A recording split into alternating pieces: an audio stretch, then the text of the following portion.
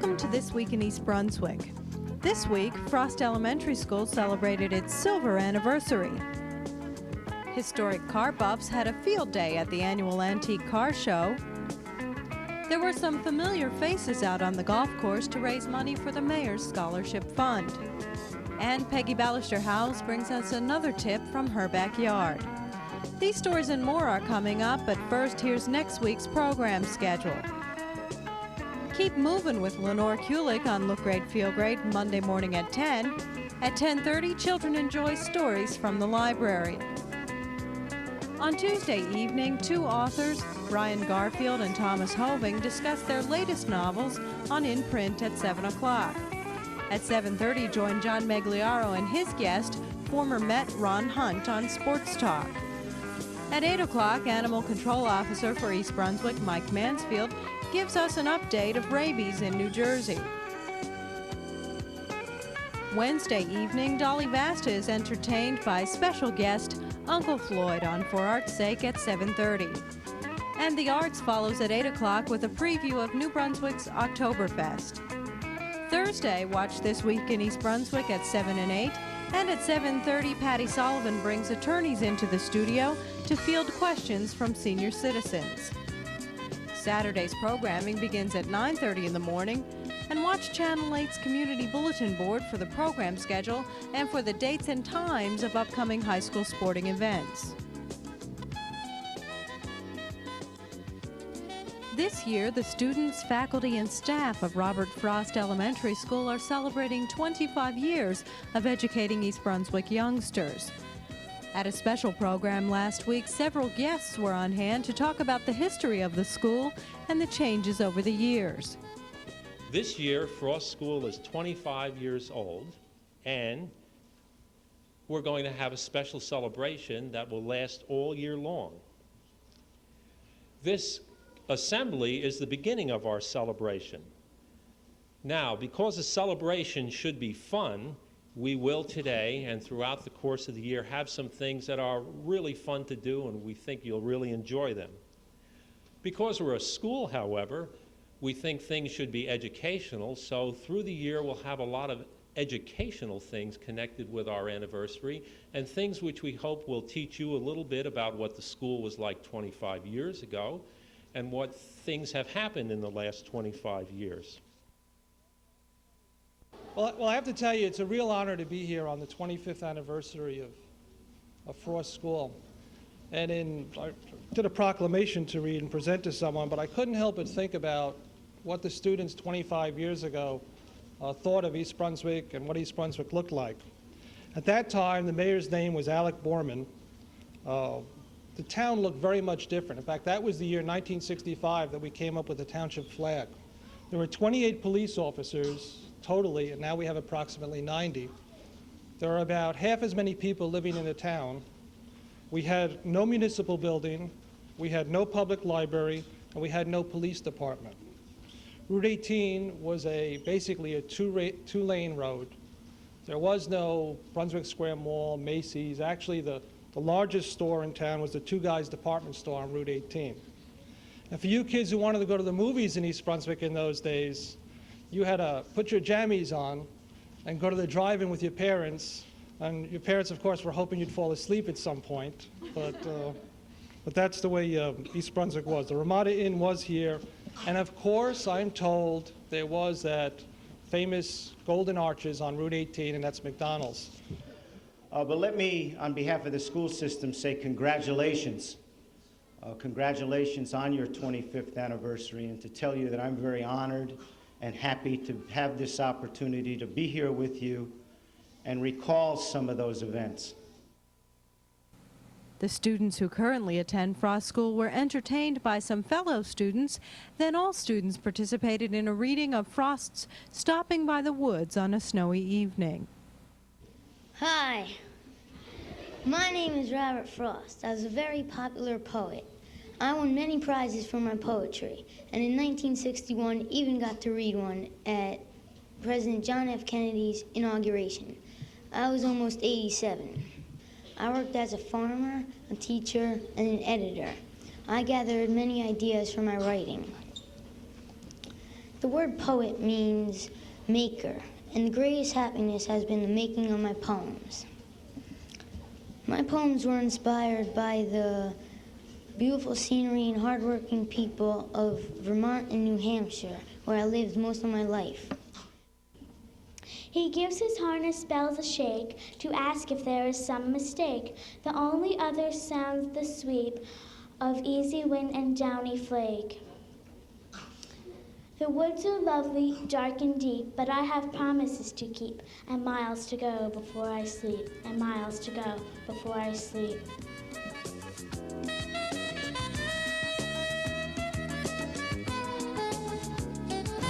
Hi, I'm Scott White, and we're here at the Middlesex County Fairgrounds for the 28th Annual Kiwanis Auto Antique Show. Standing beside me is Paul Campbell, President of the East Brunswick Kiwanis. Paul, what kind of things can we expect to see here today? Well, as I say, we have right now 150 antique cars registered for the show, and also there's a flea market going on around the fairgrounds. What type of preparation goes into an activity like this? Well, we have the registration. We have put up signs that throughout the community to advertise the fair. Will there be prizes awarded today, and how does that work? Yes, right now the awards are going to be in 19 categories for the old timers clubs. And there'll be first, second, and third prizes for each of the 19 categories. Where will the proceeds from today's event go to?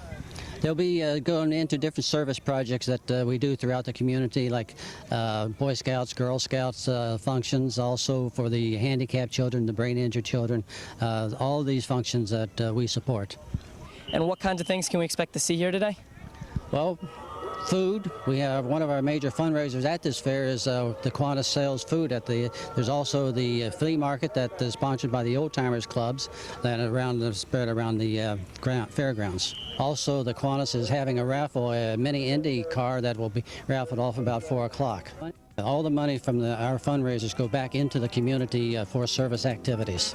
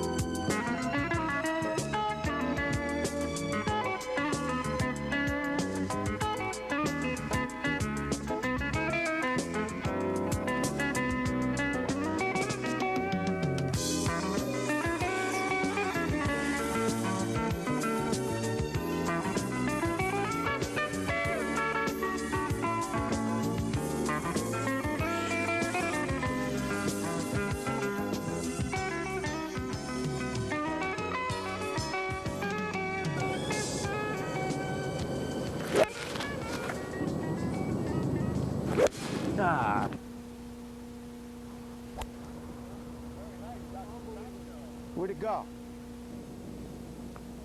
Yes. Yes. Yes. Yes. Yes. Yes. Fantastic. This past Wednesday, Mayor Jack Sinagra hosted the second annual scholarship golf outing at Tamarack Golf Course in East Brunswick. The game consisted of 18 holes of regulation golf and attracted 75 participants. Greens fees, in part, contributed to a fund designed to aid those East Brunswick residents who are in need of educational or recreational assistance. A $5,000 bonus was offered to any participant who could sink a hole-in-one in any designated par 3 hole. Spotters assigned to confirm this happening reported none this year. The game was played utilizing the shotgun method of tournament play.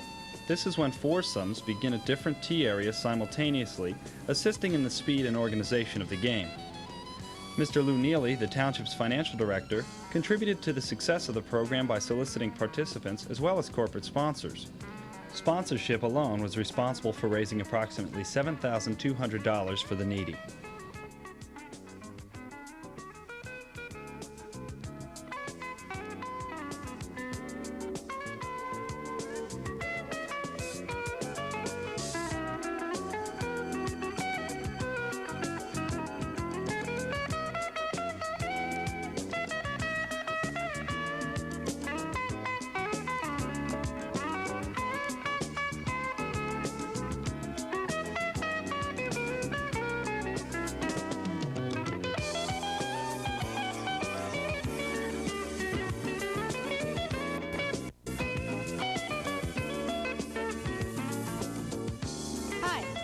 Steve Alistair Howells, and we're here in the front flower garden.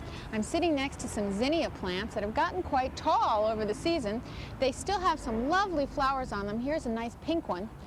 They make excellent cut flowers. This one is a particularly vivid pink, but the plants aren't everything that they used to be. You can see that they're beginning to get bare at the bottom, and there's a little bit of powdery mildew on the leaves that can be controlled by spraying a fungicide, but I generally don't like to spray, so I sort of live with it as the season progresses. At this time of year, we can't expect these annual flowers to last much longer, but it is an excellent time of year for planting some perennials. In particular, the peony that you may have in your garden can be transplanted at this time. But I have another little plant that I want to stick in. This is a small lupine. Lupines are actually native to the Northeast, up as far as Maine, and they do very nicely up there. You can find fields of lupines blooming in the spring. This is a cultivated variety, and I'm going to plant it now. It doesn't always do as well in central Jersey as I would like. The winters are sometimes not cold enough, and as they warm up, then the little lupines begin to think it's spring, and then they come out, and then they don't make it when the weather gets cold again. If the weather stayed cold all winter long, very cold, they'd probably do just fine. Now, I'm trying to make the most use out of this small space, and because these zinnias are annuals, they aren't going to last much longer. But I want to get the perennials in as soon as possible so that they have a nicely established root system for next year. So I'm going to plant these right here. We want to make sure we get the mulch out of the way. It's not a good idea to dig mulch into the ground, and that's because it will sap the nitrogen out of the soil. Now I have this ring here. You can see, I'll pull it up a little bit so you can see it. That's actually a place to mark. I use these rings to mark that there are no bulbs here, so I don't have to worry about digging up some tulip bulbs that would have come up next year. So this is an excellent place to plant this lupine, because we know that we're not going to be disturbing anything that could be underground. Now, a little fertilizer. Make sure the roots are something nice to grow down into, and we want to dig up the soil. Now, I don't want to dig too deep, and I don't want to destroy the root systems of the zinnias that are already here. We do want to keep them looking good as long as possible, but a little fertilizer and dig down. The soil's in pretty good shape. You could add some compost if you wanted to. I added quite a bit in the spring, so you can see the soil is nice and friable. It's not very hard to dig in. Now this is in a peat pot. You can plant the whole peat pot. I prefer not to. So we'll take this peat pot out. I'm not sure what color this zinnia, lupine is going to be. They come in a variety of colors, and these were started from seed. So we're not sure. They come in white, pink, and lavender, and any combination is beautiful, so I won't complain whichever color it comes up. Now, I want to get him in there.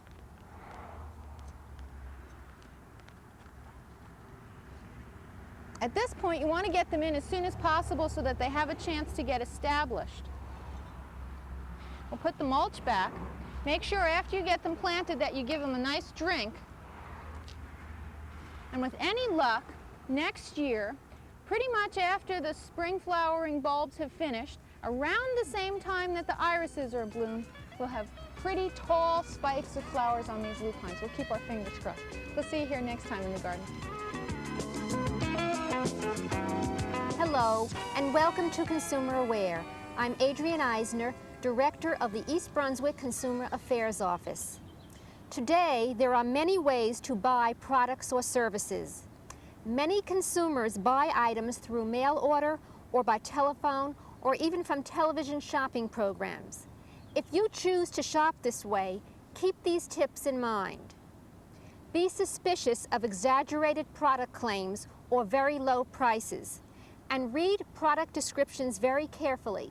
Sometimes pictures of products are misleading. Ask about the firm's return policy. If it is not stated, ask before you order.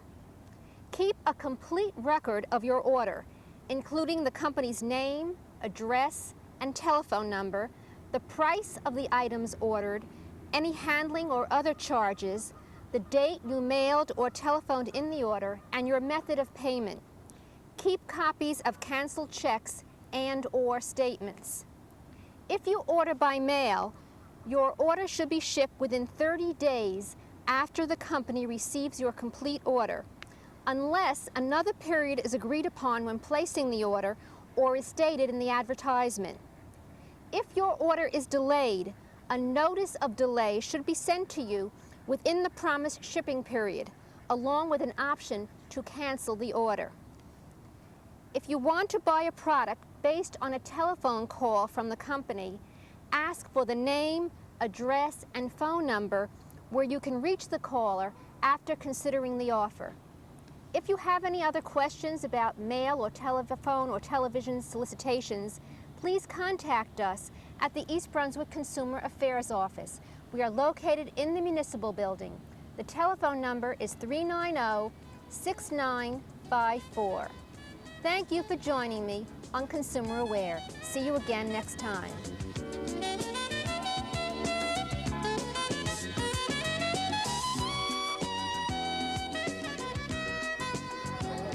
Hi, welcome to the East Brunswick Senior Citizen Center.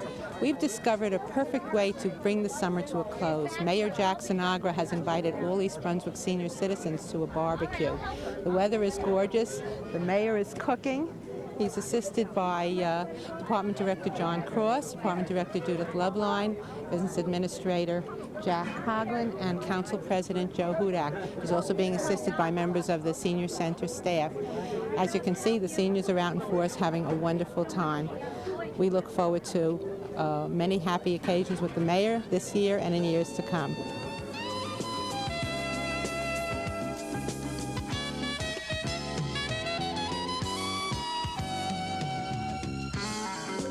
The first annual Mayor's Barbecue for the Senior Center, and hopefully it'll be a tradition. Maybe we'll do a luau next year. It's a perfect day. I think everybody's having a good time, and it's serving the public. Now they seem to be asking for the hamburgers. Most of them want them well done. And quite frankly, that's the only way we serve them here.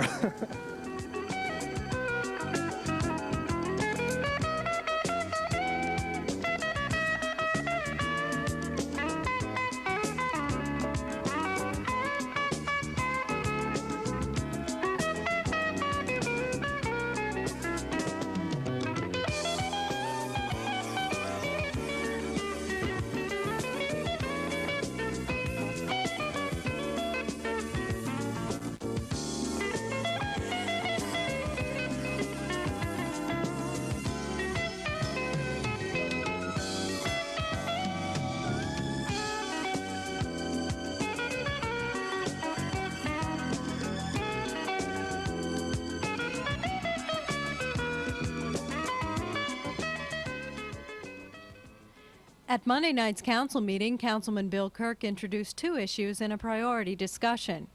The first issue concerning performance bonds comes on the heels of the council's recent decision to withhold a bond from the developer of the Birch Hill Estates. Kirk's proposal is to find a way to guarantee through a bond that problems discovered during the course of construction on a particular project be taken care of as they arise. This would ensure or decrease the possibility of problems arising after construction is complete. This follows complaints to the council by many Birch Hill residents who have experienced severe drainage problems in that development. Another item discussed concerns the possibility of a bondholder, or in this case the township, being required to be informed and protected if a bonding company goes bankrupt. As it is now, contractors are notified of the failure of bonding companies. However, the contractor is not required to notify the holder.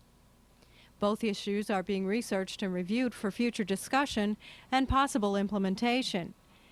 Anyone who wants information about upcoming council meetings can get an agenda at the library or by calling the township's clerk's office at 390-6850.